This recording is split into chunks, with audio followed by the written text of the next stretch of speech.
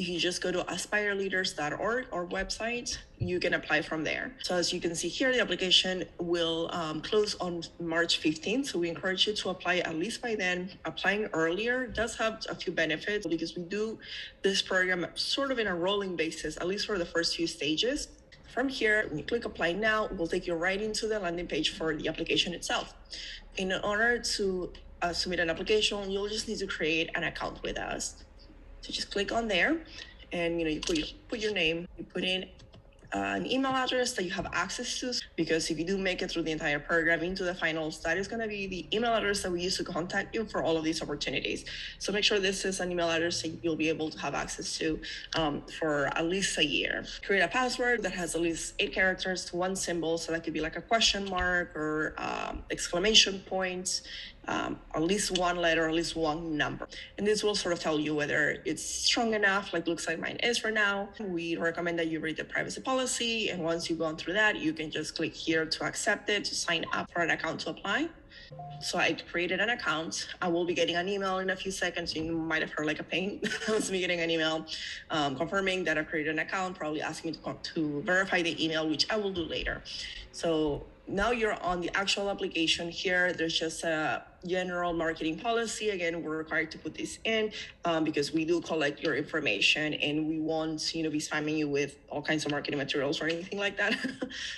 So you can choose whether you want to receive more information about the program by email or not. I'm going to go ahead and say, yes, I'm interested in upcoming info sessions and things like that. So continue.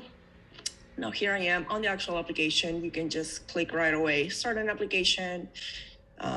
This will already be selected. So Aspire Leaders Program, Cycle 1, continue, and it'll take me right into the application. So yes, I've received the verification email, so click just next. This is just letting you know that all of your answers as you type in will be saved. So that's very helpful if you are not able to see through the entire application in one go, which is recommended. This also will let you know that you can jump from one section of the application to the other. Click next again, and then you can just submit at the very end. Or the form will let you know if there's any missing information or if there are any errors on your application before you can actually submit it. Continue. So there we are. This is the application. Here's some general information about what's going to be included on the application that you can read through. Links back to the website if you need to read a FAQ or more about the requirements for the program itself.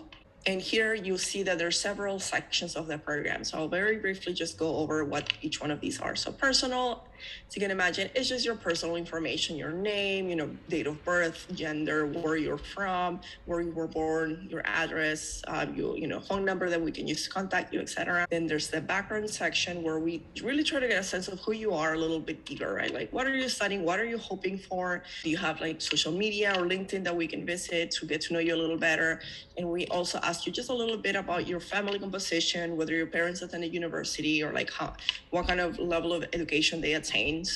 Just again, to get a sense of both eligibility and you as a person, as a student.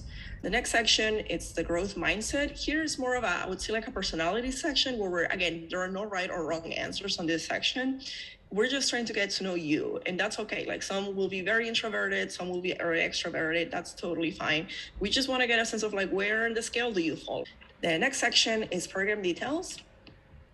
Again, here we're going to ask you the very straightforward eligibility questions, right? That Mina mentioned, whether you're the first member of your family to attend university or not. Are you within the age group that we mentioned? Are you like enrolled in, maybe a master's program already, because that may disqualify you, etc. We're going to ask if you applied before, a few other questions along those lines. We're going to ask if you have a copy of a resume that you can please submit with us. If you've never created a resume, there's a link here that you can view that will walk you through that process, how to create a resume. I know, like maybe when I was like 18, I don't think I had a resume. So that's totally fine. Again, we try to walk you through everything. We provide resources at every stage of the program. So no one is expected to apply or come here knowing everything by any means. Like part of the program is just to help you build that portfolio.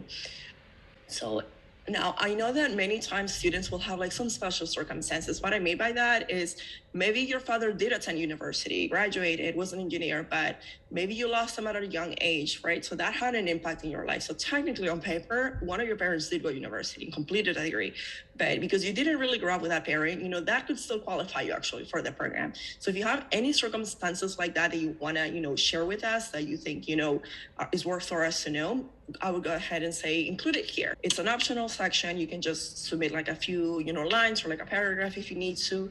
Give us a better idea of who you are as a person, of your background. If there's anything you want to explain, we do ask here, for example, whether you travel beyond your country, right? So the answer is yes or no. But if you want to provide further details, if you were able to travel, right? What was that like? Was it because, well, I won a scholarship to go for 3 days, to present at this program abroad? That's something we want to know versus, I just went on vacation for a month, right? And then that's it. And then just a few acknowledgements that, we're going to essentially keep some of this information to evaluate you as a candidate.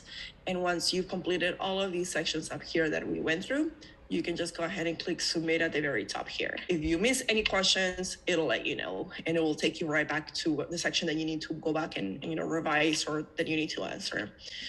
So that's essentially it for the application. Roughly, it will take between, I'd say 15 to 20 minutes. Could take up to 30 minutes. If you take a little longer, that's okay. Yeah, and that's it.